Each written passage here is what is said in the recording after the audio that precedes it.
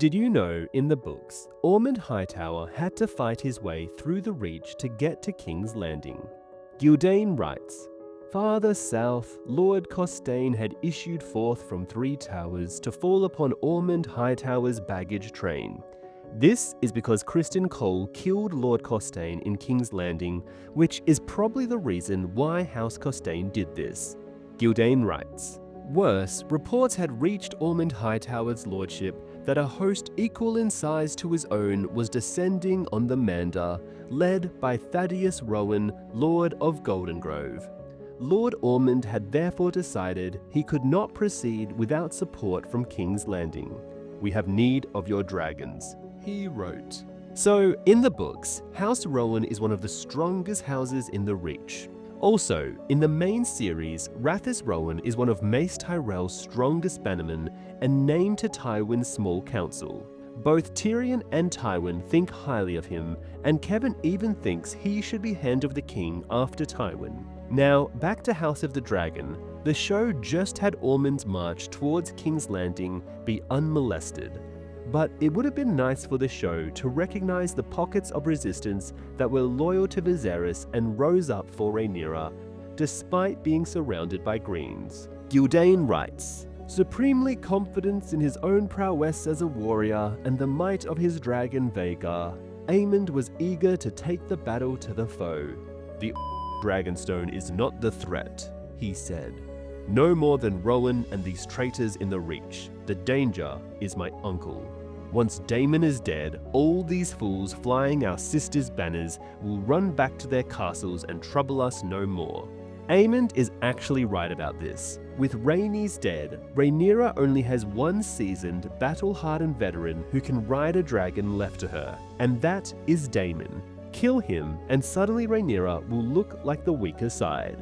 Gildane writes, "East of Blackwater Bay, Queen Rhaenyra was also faring badly. The death of her son Lucerys had been a crushing blow to a woman already broken by pregnancy, labor, and stillbirth. When word reached Dragonstone that Princess Rhaenys had fallen, angry words were exchanged between the Queen and Lord Valyrion, who blamed her for his wife's death. 'It should have been you.' The sea snake shouted at her grace. 'Staunton sent to you, yet you left it to my wife to answer and forbade your sons to join her.' For all the castle knew that Princes Jace and Joff had been eager to fly with Princess Rhaenys to Rook's Rest with their own dragons." This definitely sounds true, since, as we'll see later, Jace and Joffrey are not shy about riding their dragons to face their foes. Rhaenyra really let her side down after Luke's death by not being decisive and leaving it all to Rhaenys to fight, because Rhaenyra either had to send all of her dragons to Rook's Rest or none. And she's so lucky Rhaenys salvaged that defeat by taking out Sunfire. Gildane writes, "Only I could lighten her grace's heart," Mushroom claims in his testimony. "In this dark hour, I became the Queen's counselor, setting aside my fool's spectre and pointed hat to lend her all my wisdom and compassion. Unbeknownst to all, it was the jester who ruled them now, an invisible king in motley. These are large claims for a small man, and ones not born out of any of our other chroniclers, no more than by the facts." So it actually would be hilarious if Mushroom, like Tyrion, was the one secretly advising Rhaenyra on what to do while Daemon was in Harrenhal. Similar to how presumably Tyrion Lannister will do the same if he ends up advising Daenerys during her invasion of Westeros in the main series, like we saw with season 7 and 8 of the show. The evidence that Mushroom was the brains behind the Blacks is that he convinced Jace to get the dragon seeds, and he also warned Rhaenyra about protecting the dragon pit once they took King's Landing from the mobs of King's Landing. Gildane writes, "Her grace was far from alone. 4 living sons remained to her, my strength and my consolation, the Queen called them. Aegon the Younger and Viserys, Prince Daemon's sons, were 9 and 7 respectively. Prince Joffrey was but 11, but Jacaerys, Prince of Dragonstone, was on the cusp of his 15th name day. It was Jace who came to the fore now, late in the year 129 AC. Mindful of the promise he had made to the Maiden of the Vale, he ordered Prince Joffrey to fly to Gulltown with Taraxis. Monken suggests that Jace's desire to keep his brother far from the fighting was paramount in this decision. This did not sit well with Joffrey, who was determined to prove himself in battle. Only when told that he was being sent to defend the Vale against King Aegon's dragons did his brother grudgingly consent to go. Rhaenyra, the 13-year-old daughter of Prince Daemon by Laena Valyrion, was chosen to accompany him. Known as Rhaenyra of Pentos for the city of her birth, she was no dragon rider, her hatchling having died some years before. But she brought 3 dragon's eggs with her to the Vale, where she prayed nightly for their hatching. It is incredible how much the HBO show has butchered Rhaenyra's character, since in the book she is a pretty cool and likable character, only to have a brutal character assassination in House of the Dragon. Gyldayn writes, Lady Rhaenyra's twin, Baela, remained on Dragonstone. Long betrothed to Prince Jacaerys, she refused to leave him, insisting that she would fight beside him on her own dragon, though Moondancer was too small to bear her weight. Though Baela also announced her intent to marry Jace at once. No wedding was ever held. Monken says the prince did not wish to wed until the war was over, whilst Mushroom claims Jacaerys was already married to Sarah Snow, the mysterious bastard girl from Winterfell. Honestly, to win the war, Rhaenyra needed to start offering marriage alliances for Joffrey, Aegon, Viserys, and even Rhaenyra now, since Luke is dead, to get allies. She could have done this to get Lord Boris if Joffrey, a dragon rider, had been offered to marry one of his daughters, and Aegon, Viserys, and Rhaenyra are all free to be married off.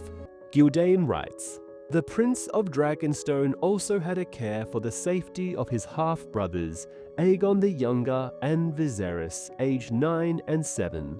Their father, Prince Daemon, had made many friends in the free city of Pentos during his visits there, so Jacaerys reached across the narrow sea to the prince of that city, who agreed to foster the 2 boys until Rhaenyra had secured the Iron Throne. In the waning days of 129 AC, the young princes boarded the cog Gay Abandon, Aegon with Stormcloud, Viserys clutching his egg, to set sail for Essos. The Sea Snake sent 7 of his warships with them as escort to see that they reached Pentos safely. Prince Jacaerys soon brought the Lord of the Tides back into the fold by naming him the Hand of the Queen. Together, he and Lord Corlys began to plan an assault upon King's Landing. With Sunfire wounded near Rook's Rest and unable to fly, and Tessarion with Prince Daeron in Oldtown, only 2 mature dragons remained to defend King's Landing. And Dreamfire's rider, Queen Helaena, spent her days in darkness, weeping, and surely could not be counted as a threat. So we really got the worst version of Helaena in the show, since in the books she starts off as a sweet, plump girl who suddenly gets traumatized after the blood and cheese incident. But seemingly, George agreed to completely changing her character in Season 1 so that she would have dragon dreams. Now, if these dragon dreams explained why she was so distant because she knew what fate awaited her family, it would be really interesting and seemed to be what Season 1 was going for.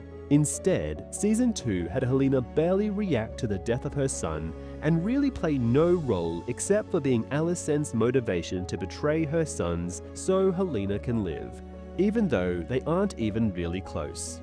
The show needed to stick with book Helaena or continue doing interesting things with Helaena and not have her be a completely static character who doesn't seem to want anything. Gyldayn writes, that left only Vhagar. No living dragon could match Vhagar for size or ferocity, but Jace reasoned that if Vermax, Syrax, and Caraxes were to descend on King's Landing, even that hoary old would be unable to withstand them. Mushroom was less certain. 3 is more than 1, the dwarf claims to have told the Prince of Dragonstone, but 4 is more than 3. And 6 is more than 4. Even a fool knows that. When Jace pointed out that Stormcloud had never been ridden, that Moondancer was but a hatchling, that Taraxis was far away in the Vale with Prince Joffrey, and demanded to know where Mushroom proposed to find more dragons, the dwarf tells us he laughed and said, "Under the sheets and in the woodpiles, wherever you Targaryens spilled your silver seed." House Targaryen had ruled Dragonstone for more than 200 years, since Lord Aenar Targaryen first arrived from Valyria with his dragons.